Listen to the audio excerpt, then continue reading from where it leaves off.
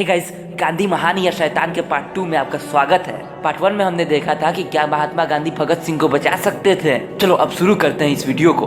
गांधी जी का कहना था कि इस देश से गांधी मर सकता है लेकिन गांधीवाद नहीं।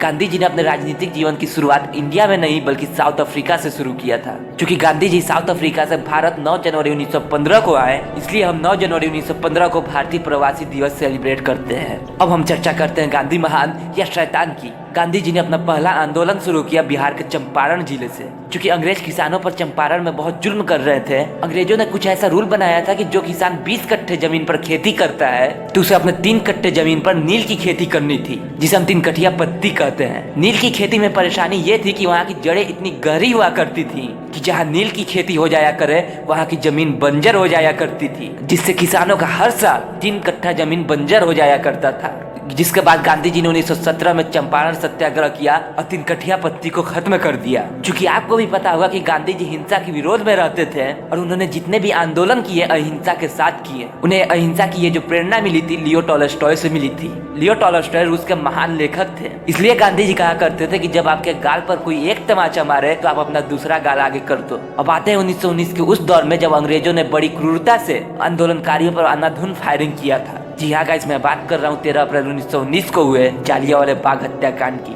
जालियांवाला बाग पंजाब के अमृतसर के पास स्थित है और इस हत्याकांड में करीब 379 लोगों की मौत हुई थी और 200 लोग घायल हुए थे। अब सवाल ये उठता है कि इतना भयंकर आंदोलन हुआ क्यों? मार्च 1919 में रॉलेट एक्ट पारित किया गया था और इस एक्ट के अनुसार ब्रिटिश सरकार किसी भी आंदोलनकारी को या फिर आप कह सकते हो कि किसी भी व्यक्ति को सिर्फ संदेह होने पर ही उसे बिना किसी दलील के गिरफ्तार कर सकती थी, उस पर मुकदमा चला सकती थी, जिसका गांधी जी ने विरोध किया और इसे काला कानून बताया। और इसी के विरोध में हुआ था जालियांवाला बाग हत्याकांड, जिसके बाद गांधी जी ने ब्रिटिश सरकार द्वारा मिले कैसर हिंद की उपाधि लौटा दी थी। कैसर हिंद का मतलब होता है सम्राट। इसके बाद ही गांधी जी द्वारा 1920 में असहयोग आंदोलन चलाया गया। असहयोग आंदोलन में गांधी जी ने ब्रिटिश सरकार का विरोध किया, कि आप कह सकते हो कि ब्रिटिश सरकार का बॉयकॉट किया। इसमें गांधी जी ने कहा कि आप अंग्रेजों का कोई सम्मान ना कर दे, आप अंग्रेजों की नौकरी ना करें, आप अंग्रेजों की कोई सेवा ना करें। गांधी जी का कहना था कि आप अंग्रेजों को विवश कर दो भारत छोड़ने के लिए। लेकिन शायद गांधी जी ने इस आंदोलन को जितना आसान समझा था वो इतना आसान था नहीं। ये आंदोलन करीब 2 साल चला। इसी आंदोलन में कुछ प्रदर्शनकारी यूपी के गोरखपुर के पास स्थित चौरी चौरा फरवरी 1922 को पहुंचते हैं, जहां प्रदर्शनकारियों को पुलिस वालों ने पीटना शुरू कर दिया और प्रदर्शन ने एक अलग ही रुख ले लिया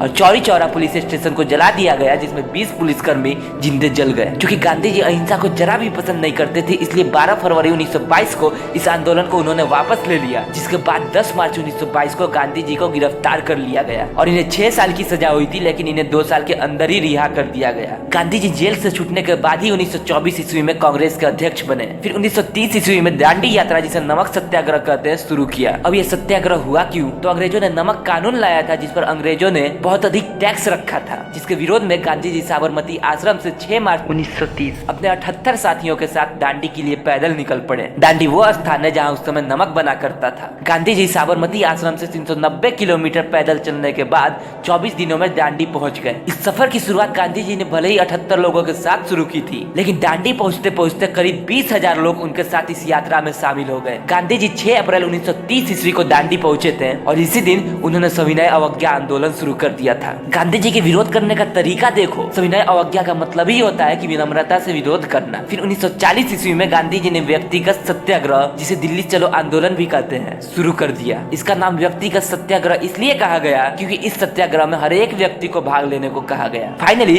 1942 ईस्वी में भारत छोड़ो आंदोलन शुरू किया गया, जिसमें अंग्रेजों को विवश कर दिया गया भारत छोड़ने के लिए। फिर क्या, थक हार कर अंग्रेजों को भारत छोड़ना ही पड़ा और 15 अगस्त 1947 को हमारा भारत स्वतंत्र हो गया। गांधी जी ने क्या किया और क्या नहीं, ये आपके सामने है। अब गांधी महान या शैतान, इसका फैसला आप ही करो और कमेंट सेक्शन में जरूर बताना।